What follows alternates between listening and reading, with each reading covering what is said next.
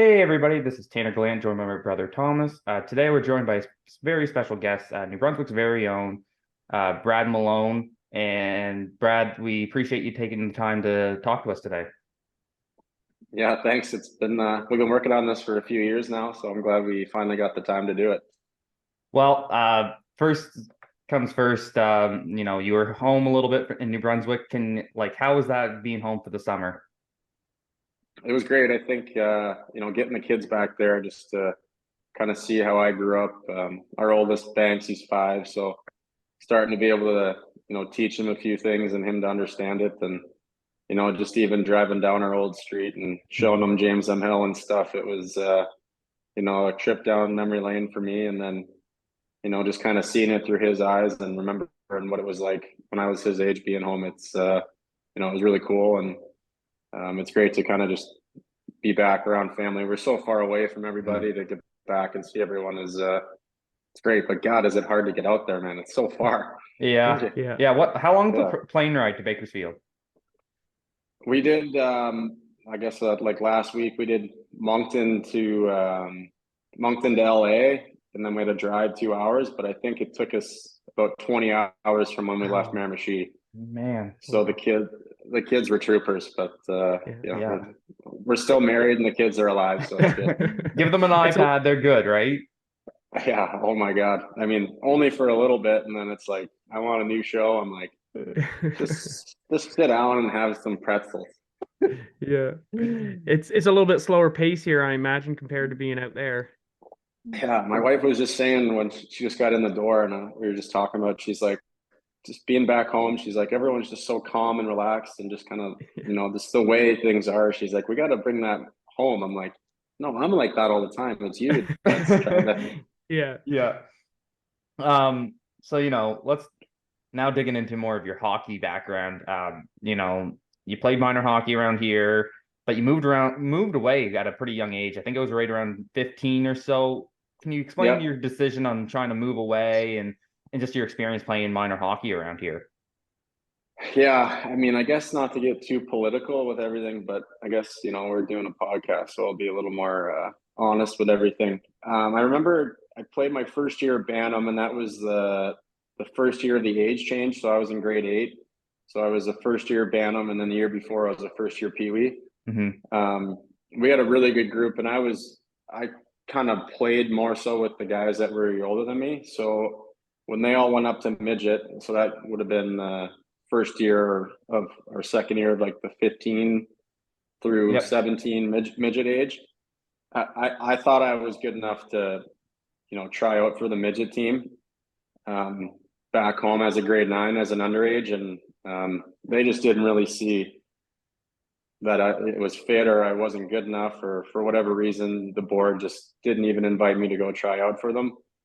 So instead of playing minor hockey that year, I left and went and played for the Tommies with Yeah. all my buddies and the older guys, and that was a great experience for me. And then I guess that at 15, I think I had a choice basically whether to play in Miramichi with the midget with the Rivermen and then get drafted and play in the Q, or try to start making my journey down south to go to university. So my whole, ever since I was probably like pretty conscious about what's going on everywhere in hockey. I can remember wanting to play college hockey just because of Ryan's experience at St. Cloud. So after that, it wasn't anything, spiteful or anything. I just, my goals were to get to college and have a really good time.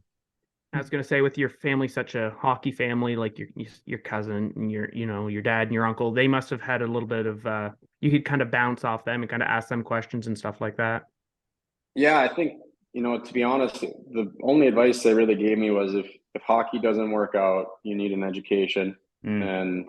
And even with my dad, and the experience that he had and the high success that he had at a young age, and then retiring at 23, he just said, if I could have done those years back and I had a college, education, it would have been a lot different, next 40 years. So that was just basically the advice they gave me. And um, North Dakota it was a great experience. I wouldn't change it, for anything.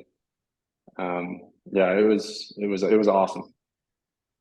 Yeah, I think that's that's actually a really good thing that you should say is, like you never know how long your playing career is going to be. Like you said, Yeah. 23.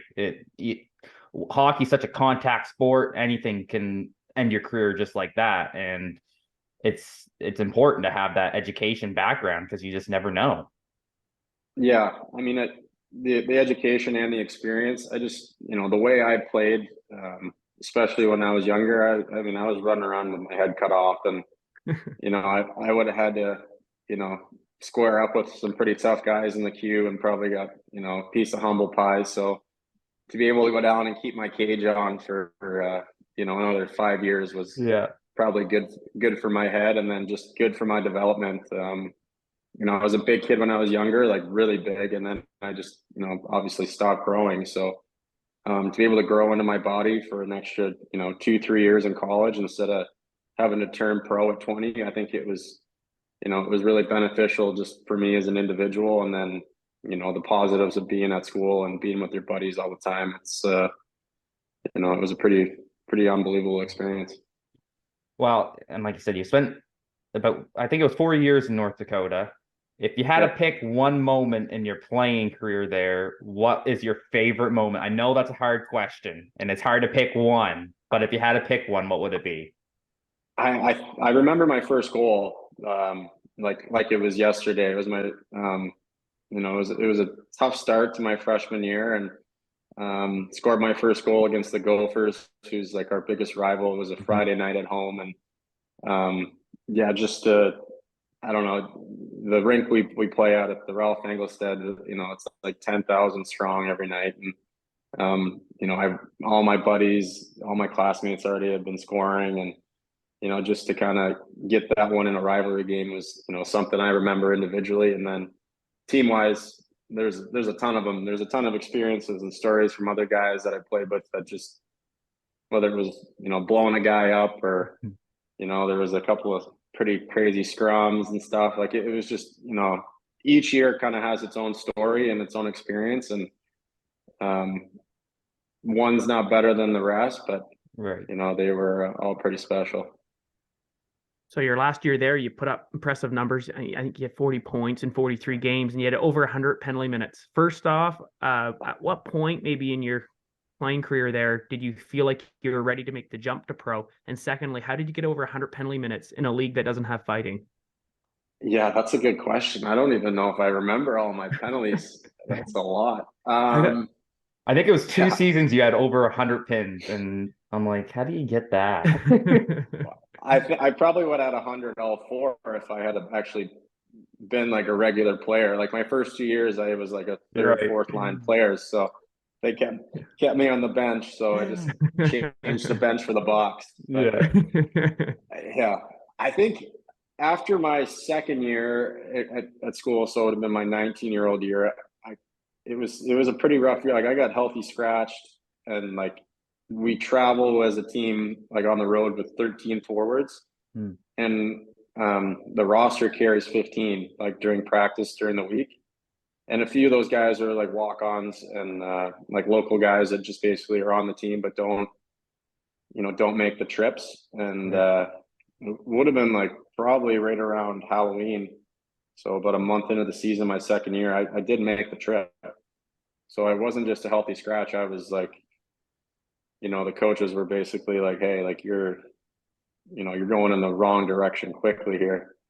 And I think that was a big pivot point for me. And then over the next, year and a half, I really kind of grew up and kind of started taking hockey a little more seriously. And then, but by the end of my third year, I had an offer from Colorado to come out and play pro. But I just thought, personally, I didn't think I was ready. And then all my classmates, we all made an agreement that we would stay all 4 years. So to have that last year, all of us together, it was a really good season, and we had a really good team, and it was a ton of great memories. Yeah.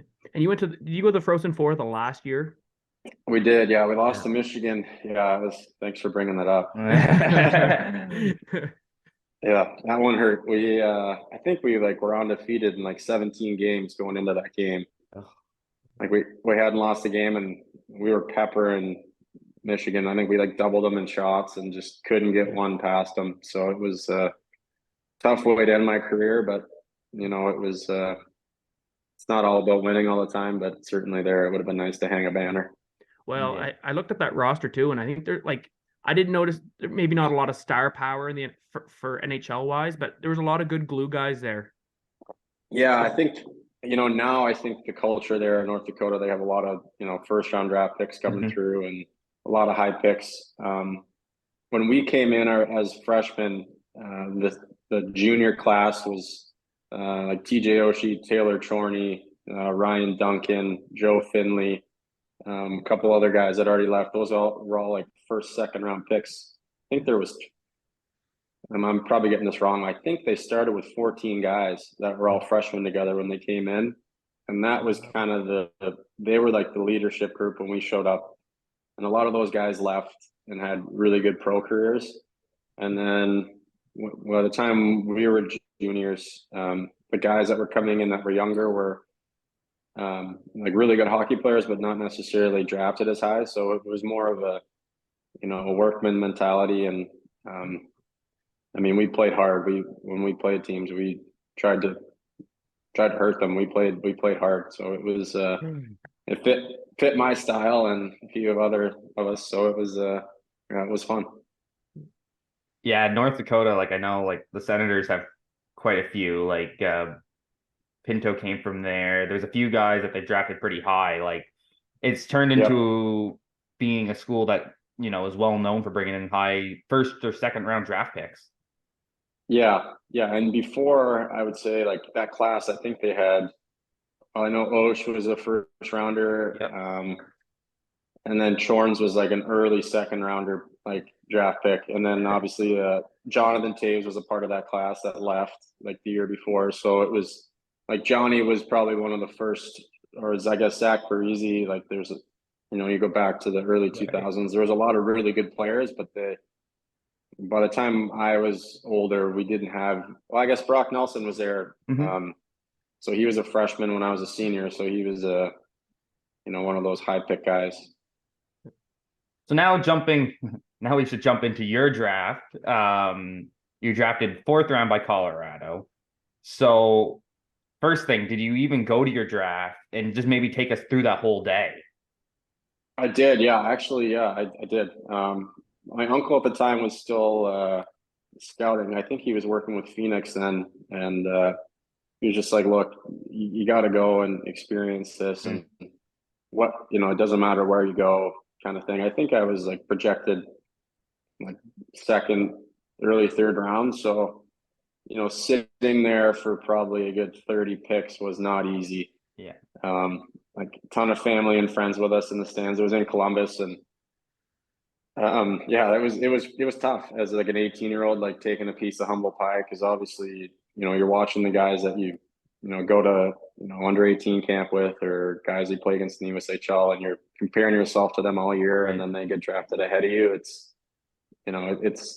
It was a great experience for me. Obviously, when you get your name called, I was really pumped, and then the rest is history. But everything kind of happens for a reason. Obviously, now I know that, and I don't know what would have happened if I had came out of college and went to a different organization. And Colorado they were really good to me, so nothing but good things to say. I imagine sitting there too, you're kind of watching the board and you're thinking, okay, you try to picture yourself with that team. Where do you fit? Yeah.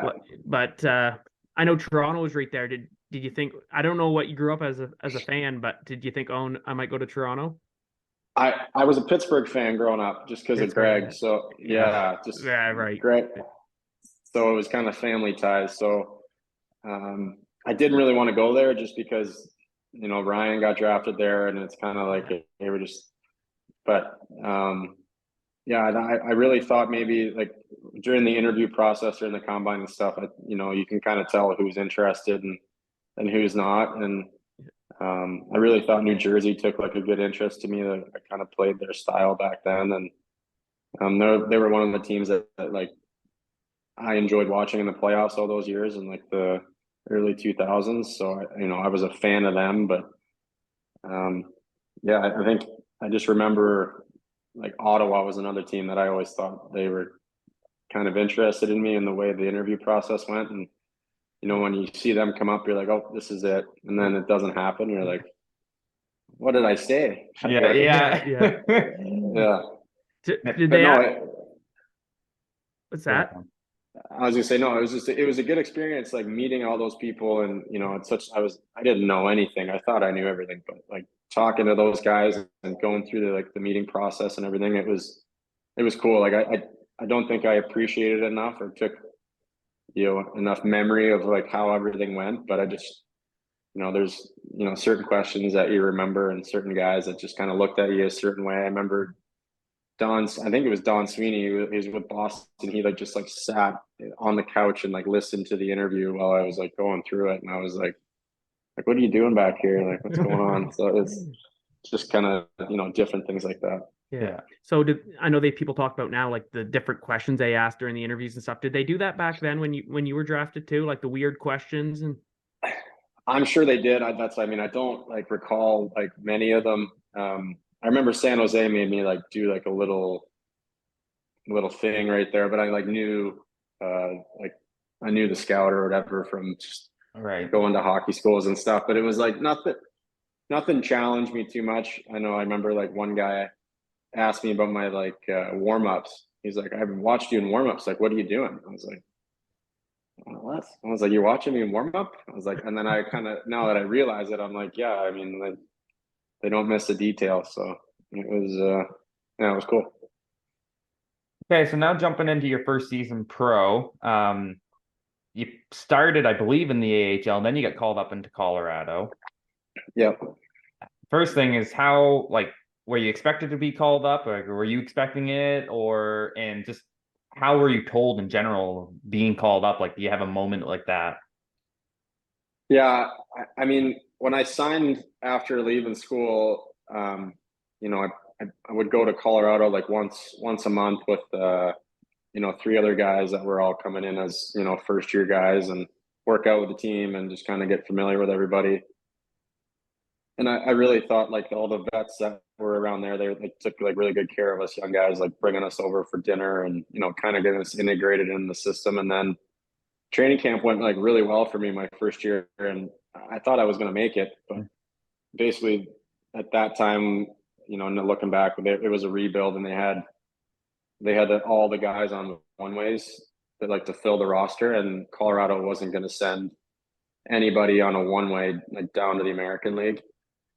So I knew I was going to get cut, and so I got sent down, and that first time being cut really as a pro was a tough adjustment. And then coming down and learning how just to be a pro every day is you think everything coming out of college, and you're this young cocky kid, and then quickly get humbled. And then I think it was I remember watching Colorado's game, and Chris Porter took a knee, a bad kneeing penalty, and got kicked out of the game, and basically it was a guaranteed suspension. So I'm like, okay, maybe this is it. Maybe I'm next guy up. And sure enough, I was. So I get called up playing at Edmonton. There's a bunch of the boys that were out in Edmonton and Fort Mac that came down to the game from school, and the parents made the trip out, and that was awesome. And then that was the last game of the road trip for the Avs, and I think they lost the whole Western swing. So I get on the plane, go back to Denver, and the next day is the Christmas party, day off, and then the following day is supposed to be a day off. I'm like, this is unbelievable. I'm in the NHL, and I'm not even at the rink. Yeah. So we go to the Christmas party, and Shane O'Brien, the guy that does missing curfew. Yeah. He's got this ice luge, and halfway through the day, Joe Sacco called the next day off. So he was like, "You're not having the day off. You're coming in for practice." So all the guys kind of lay off the gas, and the boys just threw I don't know 8 or 9 shots of Jägermeister down my throat down that luge, and I'm like. So I'm trying to fit in with these guys and be the rookie and whatever, and had a great night, and I'm like, it's just practice tomorrow. I can sleep this off. I didn't realize that being in the altitude, your hangover is like 5 times worse. Yeah. So Oh, I get up in gosh. the morning and I'm deathly hung, can still taste the Jägermeister. And I get to the rink, and Joe always put his like practice plan up on the bulletin board, so we like know what was going on. No pucks. Oh gosh. Like it was just like it was like just skating and skating. And I remember I was like skating with my group, so it would be all the fourth line players and then the extra D. So these guys have been like, they're super conditioned, and I'm trying to keep up with them after like, they drank water last night. Yeah. So we're going like down to the goal line and then back through the top of the circle, like, and it has to be under 15 seconds. And like after like so it was like sets of 4. So we do one end, go to the other end. On the third set on the way back, Joe's like, if you don't pick it up, I'm sending you down. Gosh. And I'm not even kidding. I was like seeing stars. I was like blacking out. Like I was like gonna faint. And Matt Sokolowski he's the head of the equipment guy. His parents lived across the street from us in Miramichi. Yeah. And he looks up to me and he's like, do you want me to take you off? Like, you look like you're gonna die. I was like, I'm gonna die, but I'm gonna battle this out. Like, so I survive. I survive the bag skate. He doesn't like kill me, doesn't send me down. The next day at practice, there's like 5 or 6 guys with like pulled hamstrings, like bad low backs. So I was only supposed to be up in Colorado till Port's suspension got over. All those guys got hurt, so I was able to stay in the lineup. And then we went on like an 8-game winning streak. And so Joe wouldn't change the lineup.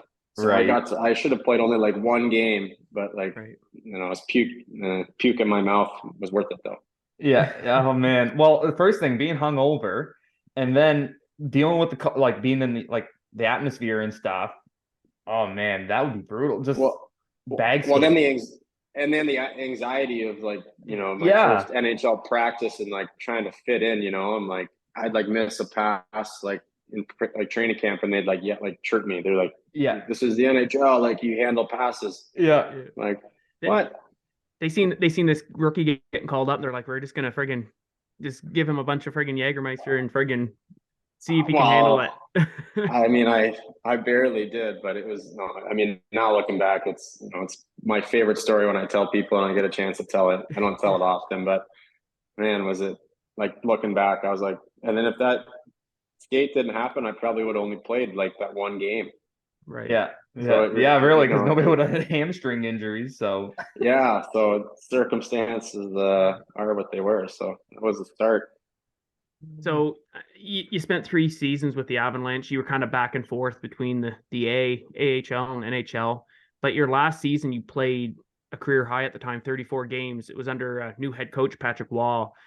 The team had quite a turnaround that year. Was it the new voice in the locker room that made the big difference, or was it just maybe the experience that you guys got from the few years prior, because it was a rebuild when you were there? It was a really good combination of everything. They brought in some more vets that were, a little more polished. Patty obviously was like pretty rejuvenating, and he really was very positive about everything. Like we would be down sometimes in games like 3-0 after the first, and he'd be like, "It's all right, we'll come back." Like he just, the way he kind of phrased it and the belief he had was something that I think the young group like really kind of jumped into. And then, you had Landy, O'Reilly, and Dutchy coming into their own. You had Tyson Berry coming into their own. So I think it was just like a perfect storm of everything. And then Varlamov had like just an insane year. Like we get outshot some games, and we were still ending up winning. So like, I think all the combination of everything was, it was really good. And then the playoff series, we're up 3-2 going into Minnesota, and it just, we just kind of lost control there in game 6, and then, just couldn't find it back in game 7. well, yeah, and I think I don't know, maybe I know you could speak about it, but Patrick Wall just seems like he'd be intimidating as a coach in general. I don't know how to take him half the time. Yeah, I mean, he's very direct, but also like, he played, so he he still understands, a lot of everything. I mean, honestly, sometimes I would play like 2 minutes in a game, maybe. Like I'd play like 2 shifts in the first period, maybe 1 in the second, and that was it. And then I just sat there and watched. And we played 3 lines, quite a bit. And I still have nothing but like the best things to say about Patty. Like just the way he treated me, and just his communication skills were, for me, they were great. Like he told me where I was at and how things were and what was going to happen. And, I appreciated everything he did for me. Basically, at the end of the season after that year, he was like, we're just going to let you walk. Like we don't see you in our future here. And, all the best of luck and thank you. And, thankfully, it was a good opportunity for me elsewhere. And yeah, nothing but the best to say about Patty. He's a beauty. Well, yeah. So let's move into the next team you went to was Carolina. You signed there, and let's just say you pretty much had your best NHL season to date, putting up the most points you've put in any season. What was the biggest factors in signing with Carolina?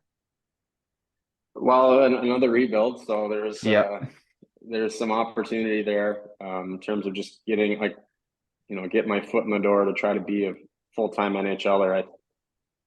I've always been kind of a bubble player, Right. in terms of, I can play in the American League and, play more of a, actually play role and, special teams and stuff. And then in the NHL, it's like, I'm going to be kind of a bubble, fourth line guy, depending, and then try to get some special teams things, and just never really got that opportunity in Colorado. So Carolina kind of said that I could come there and see what I had, and it worked out well. It was a great experience. A lot of great dudes there playing with Eric Stahl, Cam Ward, some of those guys. It was we didn't win a lot of games, but the life experience of being in the NHL every day and living in Carolina and just kind of doing it with that group of guys, it was a lot of fun.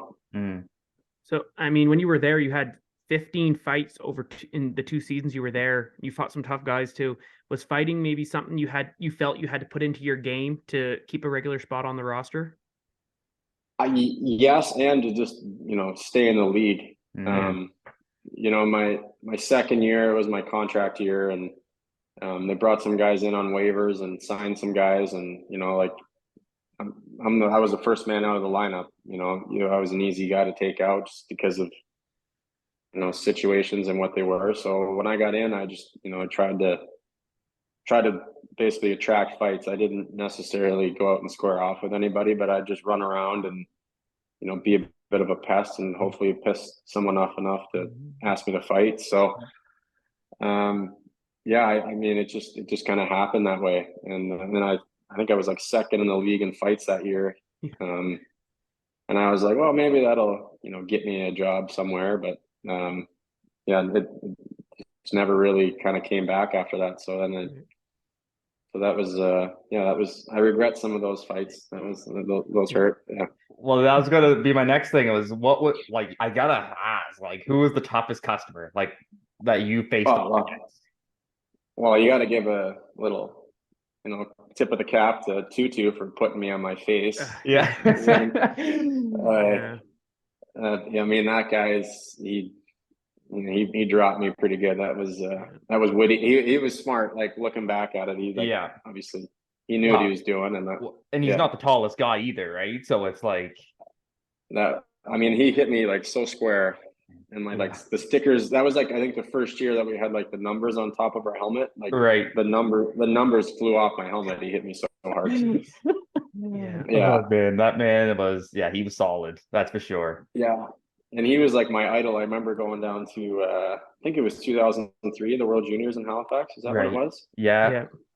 And he was there or whatever, and I idolized him. Yeah. The way he played and stuff. So I mean to get popped by that guy, it kind of feels good now a little bit. Did you ever talk to him after that?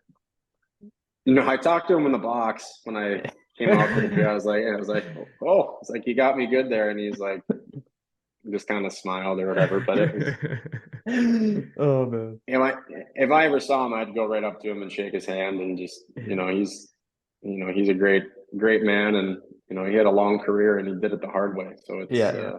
Definitely. he's impressive. Okay, so after your time with Carolina, you left and you went to Washington. You signed there in 2016.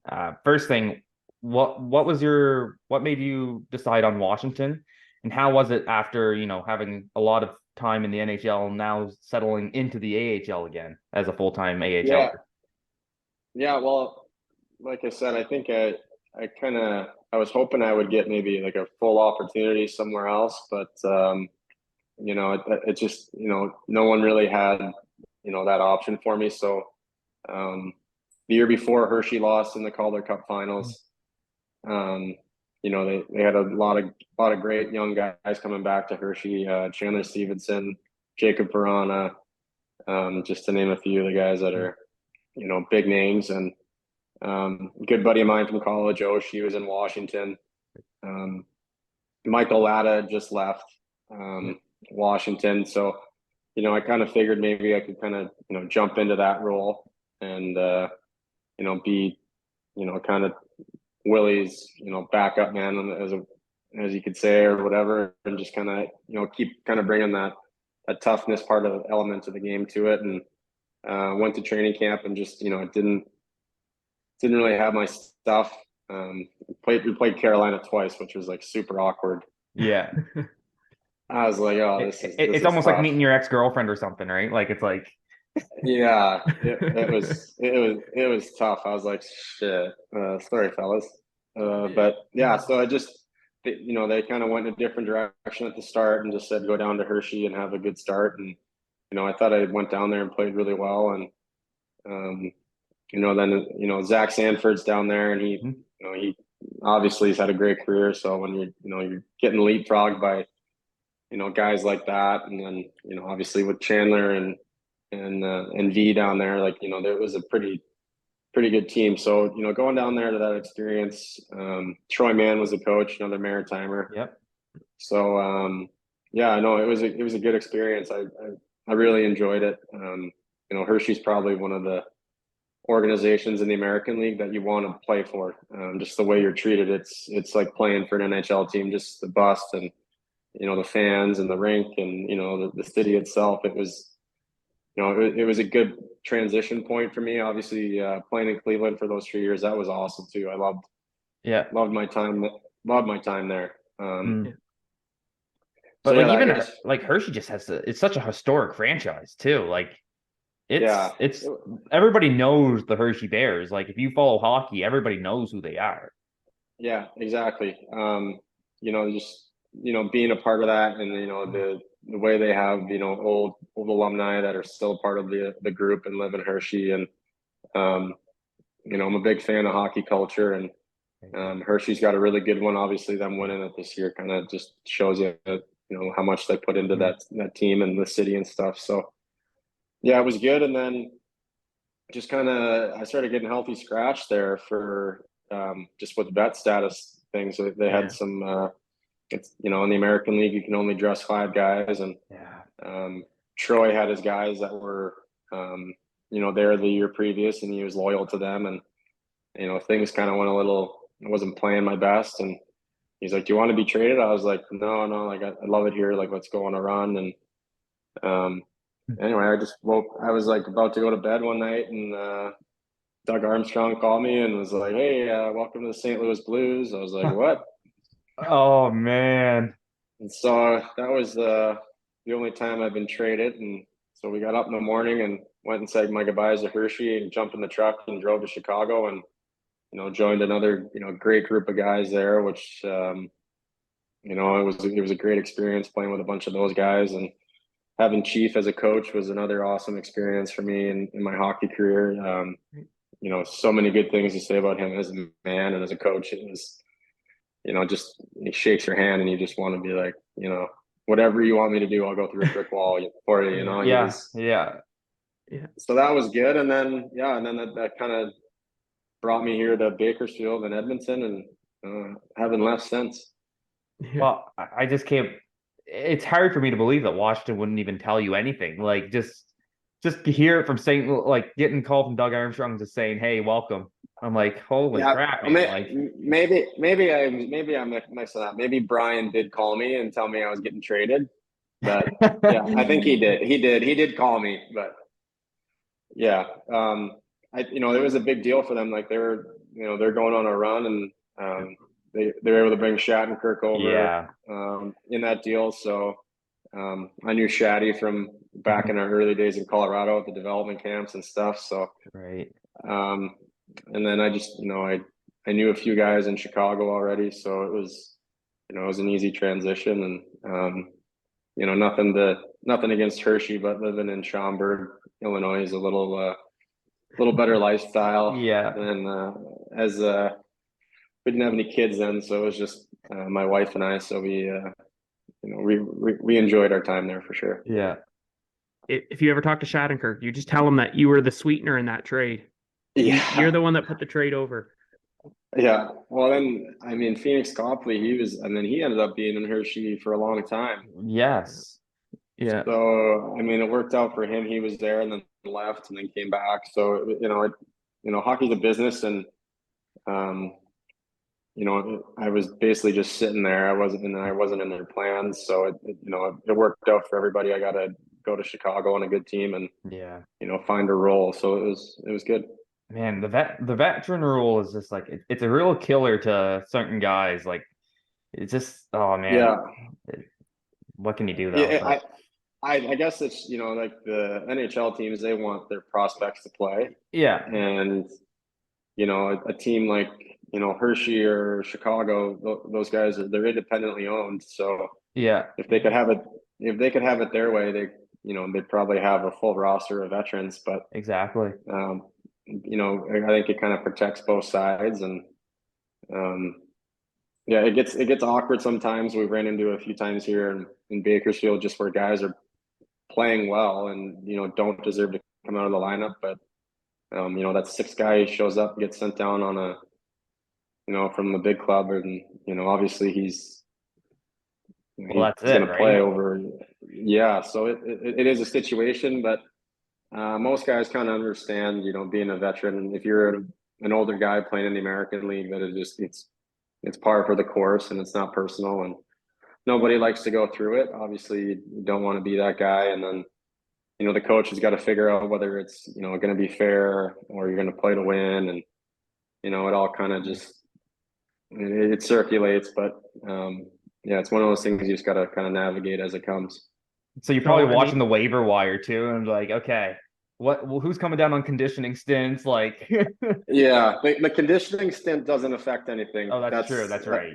So that helps. But when guys, eventually get sent down, guys are kind of looking and counting, and mm, but I guess that's kind of my role as a captain now. It's just one of those things where you got to kind of navigate with everybody and communicate and just make sure everyone's sticking together.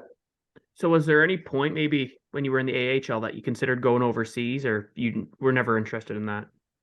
Yeah, there's been a couple opportunities. There were some Russian teams that called kind of right when I was starting to come here, just to seeing what my interest was, and we were starting a family, and I still thought I could probably try and get another kick at the can. I just wasn't really didn't really bite on it, and then the German and Swiss league, that's kind of been an option a few times here, but for me, stability has been a big thing the last 7 years, just being in one place and Yeah. knowing the people you go to work with. I just I don't think you can put a price tag on it. So Yeah, and that's kind of if you thought the flight to Bakersfield was long, I couldn't imagine what going to Russia would be. with kids. I don't know. I'd have to call a doctor for some sleeping medication or something. Oh, geez. Okay, so let's go into the Oilers and let's start talking with them. First thing, we got to talk about the fan base in Bakersfield and Edmonton. Like, how are they? You know what? Bakersfield's really good. I think they've been here for a long time, just like before I got here, and like the East Coast fans, and California's it's got its pockets of hockey hotbeds in terms of, like the youth programs and stuff. And Right. I'd say Bakersfield's a little bit behind it just in terms of community support. It's a big football town. Yep. So we get our nights where we have some big crowds, but if you're playing on a Friday during football season, you're not going to get the same crowd. But once that's over, obviously everyone kind of fills in, and the front office does a good job of trying to get the kids involved and make it a family experience. So it's been fun playing in front of everybody here. It's now I feel like they're all my friends. I'm just being in the community for so long. I feel like I know everybody. And then Edmonton, it's unlike anything I've experienced between Colorado and Carolina. It's they're a little bit of a smaller market, and then coming to Canada and playing in the Canadian market, it's been a lot of fun, man. Like, just even the media presence in the locker room, obviously they're not talking to me, but just seeing the scrums for some guys and the buzz around just like a regular Monday night game. And it's been really, really, really fun to kind of be around that and experience that. So I know some guys, obviously they get a little more heat and a little more, whatever you want to call it, from the fan base. But, from my experience, it's nothing but good things to say about everybody up there. It's fun, especially in the playoffs. Things get turned up in Edmonton. If you can do it, you go catch a game at the rink, and the game's incredible, and then afterwards there's a pretty big buzz around the city. Right. Well, you kind of said it, like where Bakersfield, where there's so much going on, compared to Edmonton, where hockey, that's the main thing there. Yeah, well, I think just in Canada in general. I just you got the NFL, the NBA, the MLB. ESPN covers hockey, but not to the extent that TSN does. It's just a different it's a different beast up north, and obviously we all grew up in it, so we know what it's like. So when you're actually in one of those cities, it's intense. But I mean, I guess it's kind of the way the market is, and some guys like it, some guys don't. But at the same time, the people are very respectful in the city from what I've seen, just being out around guys. It's not it's not crazy or anything. I don't know what it's like in other cities, but guys get their privacy and they're allowed to function as a normal human. So it's it's good. Well, you've been around the NHL and the AHL. Maybe where's your favorite place to go? What city do you like best? I mean, I love Montreal. Obviously the city's unbelievable, and then it's close to home, so it's kind of like a home game for me. Everybody comes up, and that's always been a really, really fun spot to play. MSG is unbelievable. Vegas now is a great spot to play. LA has been good. Anywhere in the South when you get a few days off in between is pretty good too. So, there's not really there's not many bad cities, I would say. I would say a sleeper town is Winnipeg. I love going to Winnipeg. Yeah. Really? See, they get a lot of hate. They do. I know. I don't understand it. Like, I mean, maybe I'm a little biased. I went to school, 2 hours south, but it's a good vibe in there, and the rink is like the energy in the building, like even for warm up, it's buzzing, and they got some great ice there, so it's a fun place to play. I think people just hate the weather, but man, it's like you see them in the playoffs, and they're just like it's booming there. Like it's like seeing all those white towels and like the whole whiteout thing. It's great. Yeah, I mean, I just know, like, if it's too cold outside, everyone's inside having a beer somewhere. So there's always a place to call home for a few hours. Yeah, well, why do people complain? But hey, whatever. We're in Canada. You should expect that. Yeah, I mean, I don't know I mean. I guess just if I was there, I'd probably try and sign a bunch of Canadian guys so they'd be happy being in Canada. But yeah, I guess if you're a guy from the Midwest, you probably should be used to it. But yeah. So your whole time you've been in Edmonton, pretty much, you've been up back and forth, but one constant since you've been there has been Jay Woodcroft. You've had him as a head coach in the AHL and then the NHL. maybe tell us a bit about him as a coach and what he has done for you for your career. Well, I mean, he's done everything for my career, to be honest. He came in my second year on a contract year for me, like looking to, stay within the organization. He put me in a ton of situations that, coaches in the past that didn't, in terms of special teams and, tough matchups and playing against the other teams, top players.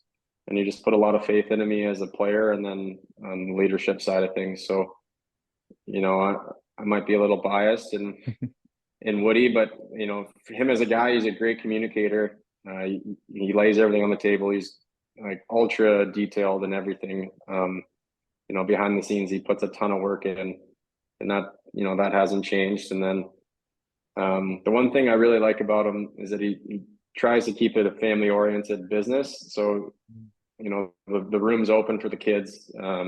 He's engaging with the wives and the girlfriends. So it just kind of seems like he has a really nice personal touch with everybody. And, he actually does care about the human, not just the business. Mm-hmm. So, a little bit of Maritime kind of flavor there with just, treating everybody well and being friendly and polite.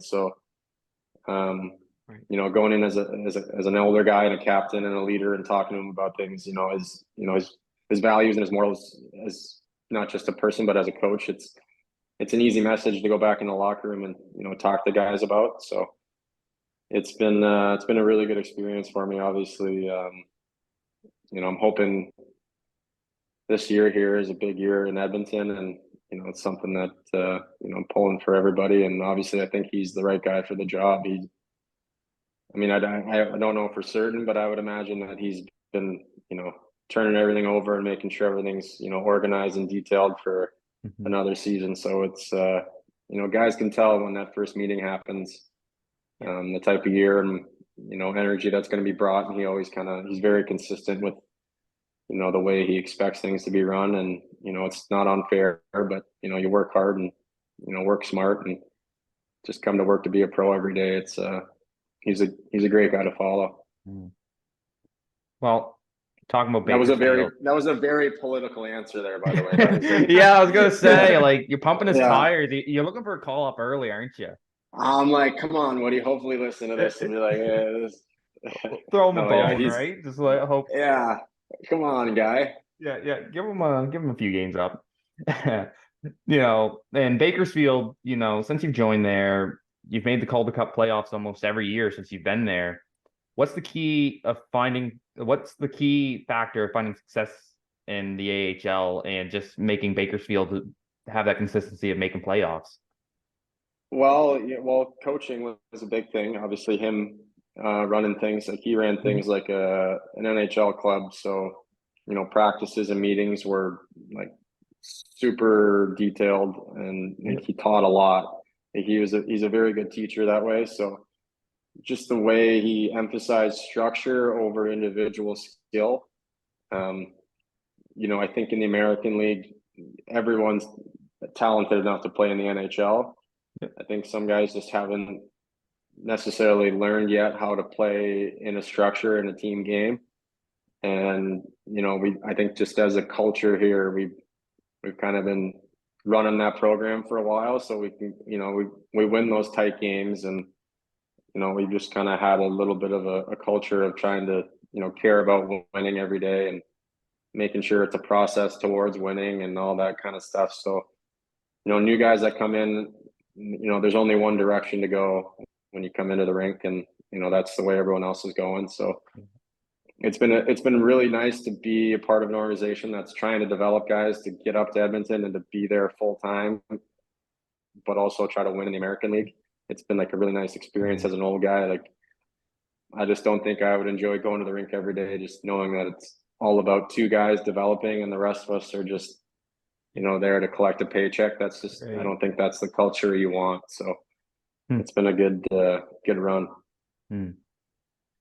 So in 2020-21 season, you were named the captain for the Condors. What did it mean to you to be named as captain? And do you have any extra roles or anything you got to do?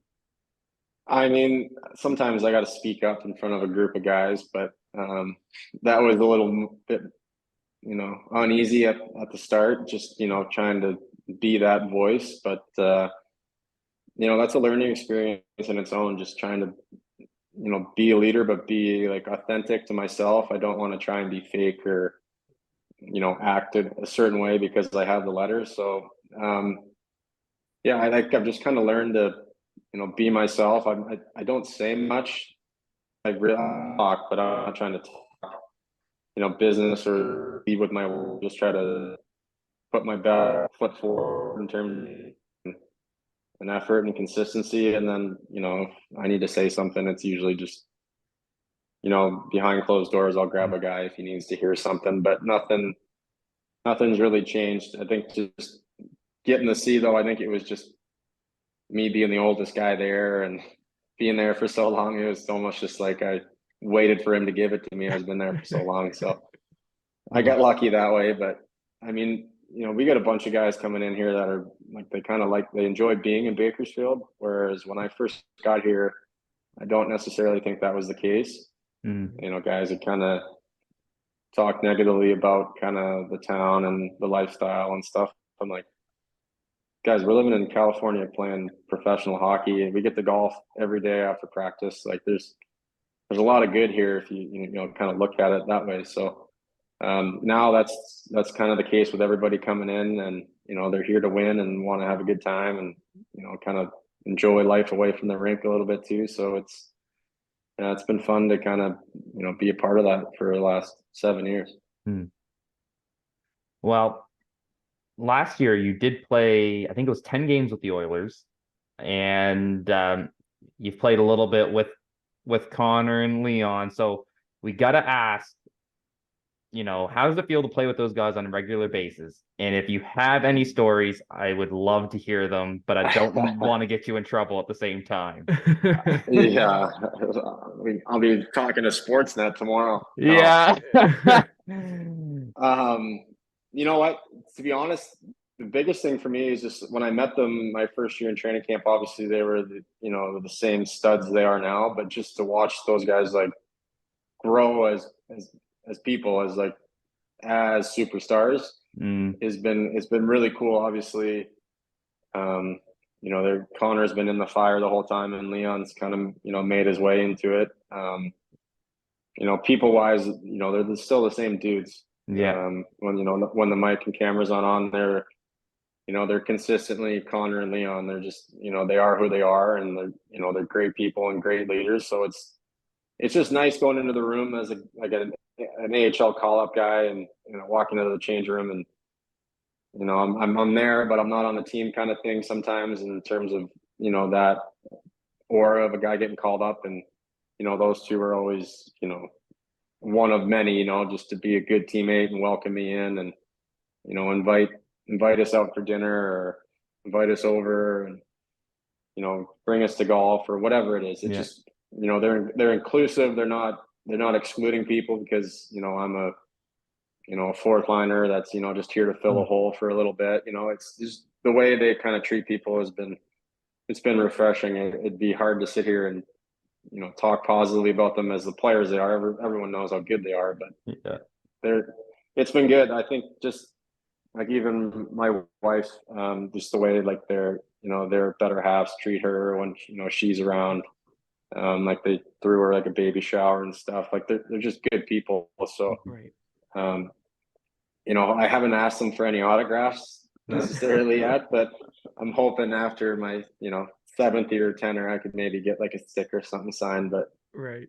yeah, I mean, it's like watching what they do. They're two different players too. Like Connor's skill and speed is just insane. Like people ask me all the time. That's like the one thing they ask, and I'm like, I mean, it's as amazing as you see on TV. You just think about seeing it every day. It's just it's God given, and he puts a lot of work into it and commitment, and it's insane. And then Leon, same thing, but he just goes about his business in a different way. Like he uses his brain and his body a lot differently, and the two of them as a combo are just. I would not want to be a defender on the other side, because it's just you give them half an inch and they're it's probably in the back of your net, or it's a grade A scoring chance. So even when I'm not like playing and I'm up with the team and I'm a healthy scratch, like as soon as the warm-ups are over, I'm like in my suit up in the press box. I can't miss a shift to those guys, because watching those guys from up top where it's so slow, like you just see like how elite they are. I'm like, I would love to like know what I look like from up here, because it's just a whole different, like they make it look so easy, and like even the way they just like carry themselves. I'm like, you realize how good you are? Like this is insane. You've had the privilege of playing with Ovi too, bro, in training camp and stuff like that. So you've played with quite a few big names.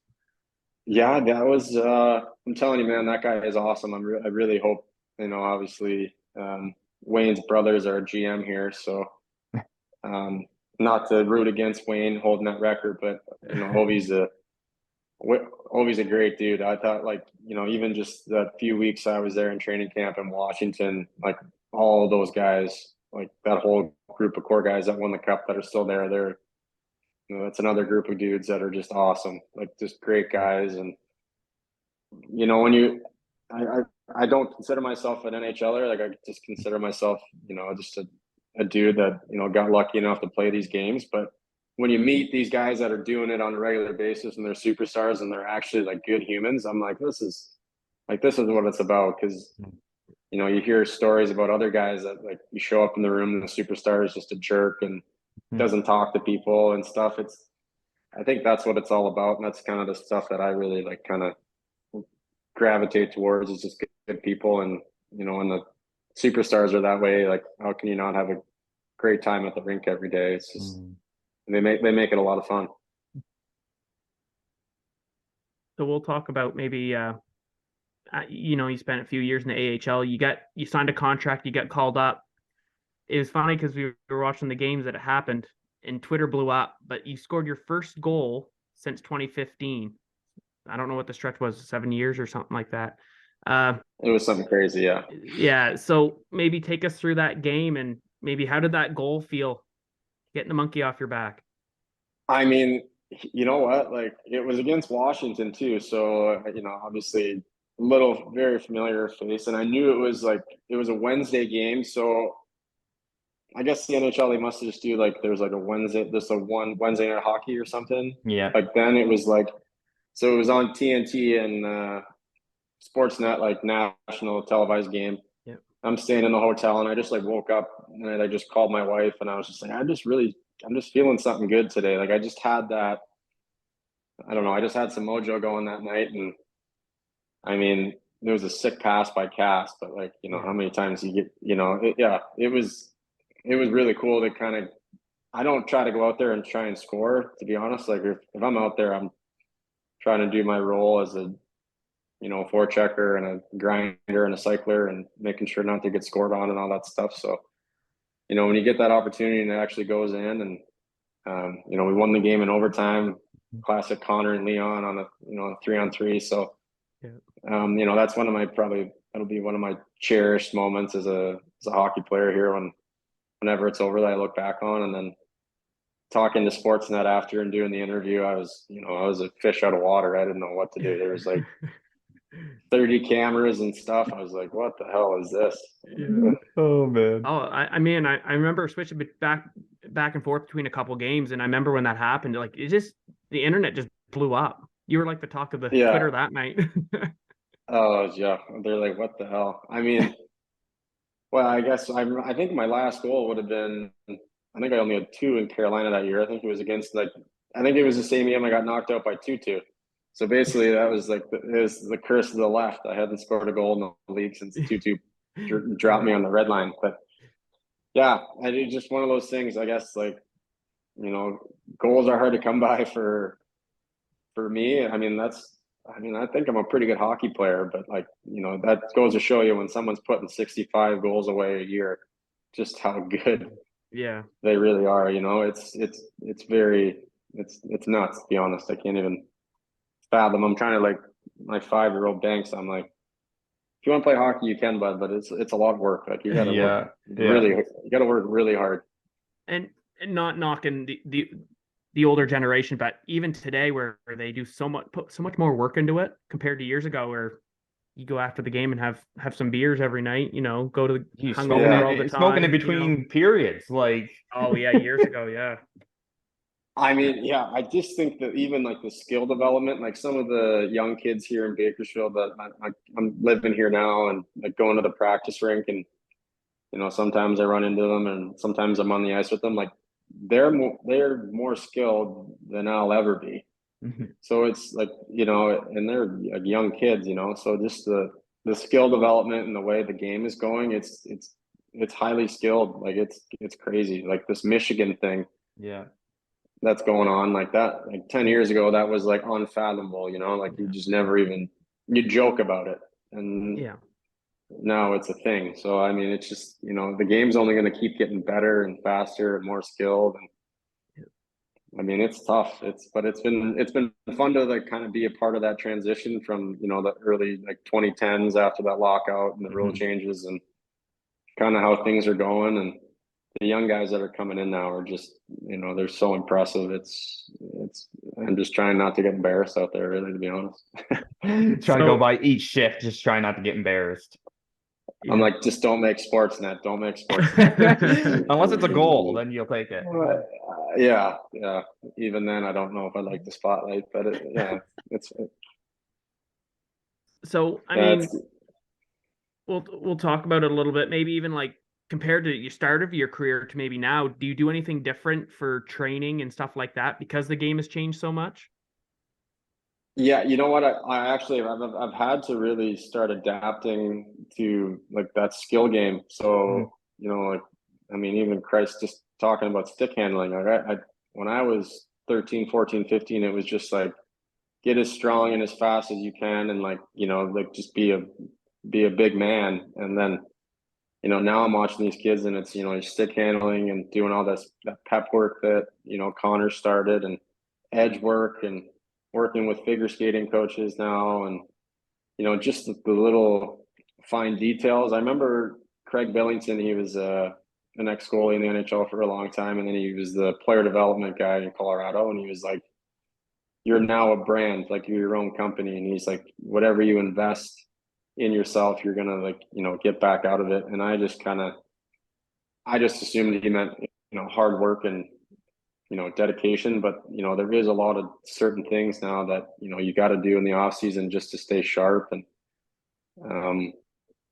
I think COVID was probably the year that I really started to focus on it and really realize that the work does kind of pay off in terms of the little details. But yeah, it's been a certain adjustment, but obviously I'm all right with stick handling a puck and doing some figure skating and tight turns instead of trying to squat 500 pounds now. So it's changed a little bit, but at the same time, it's it's part of the job now, I guess.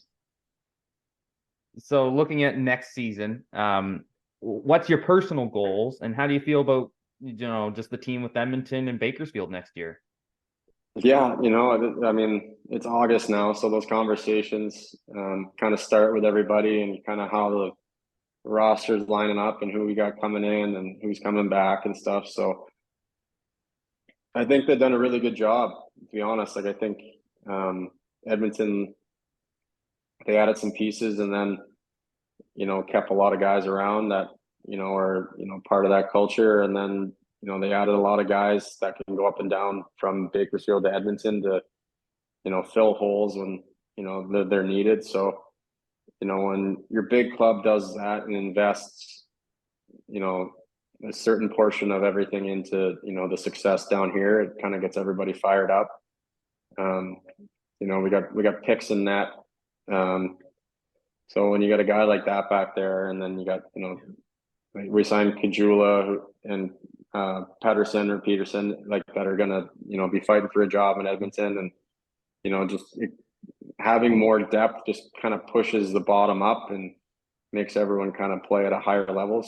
So obviously our goals are pretty obvious of what we're trying to obtain at the Edmonton side of things, but down here too, it's kind of the same thing. Like we've had some good playoff runs, but not a long run in success. So I think that's kind of been the focal point, is just trying to get everyone on the same page. But like, hey, you know, it's not an 8-month lease coming up here. Like it's going to be a 10-month lease, and make sure you're ready for the run. So, you know, like I said, being 34 and being able to say that about, and actually be excited about doing that in the American League is, you know, it's fun. It's just a good, it's a good place to be in right now to be a hockey player and to be a part of this group.